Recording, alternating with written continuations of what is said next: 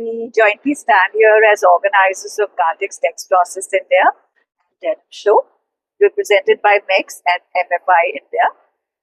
It's great to be standing here on day one, where we see a lot of excitement in the industry, a lot of business happening on the show floor.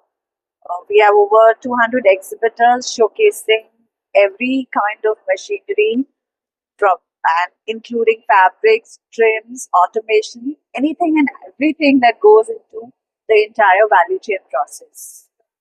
Yeah, we have over 600 brands exhibiting here, and this year it's very pleasing to see that we have over 35 new companies, brand new startup companies who are on the shop floor, which shows that the industry is growing.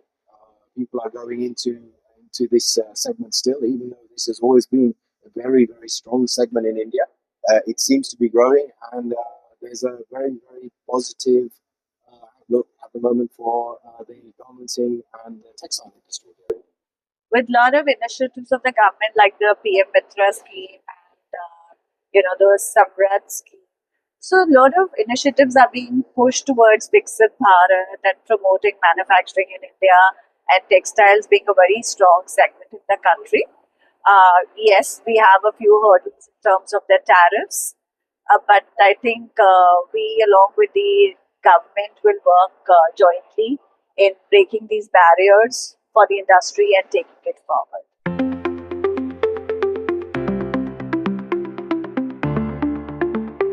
When you recycle the denim fabric, so the problem, if it has spandex, if it's elastic, so the problem of specs comes, right? Because it gets shredded and everything. So is it something that also you are trying to address, or is there some kind of a technological R&D which is going on globally to address that point also? So practically, that is being tried to extract, like denim or any garment has 2 to 4%.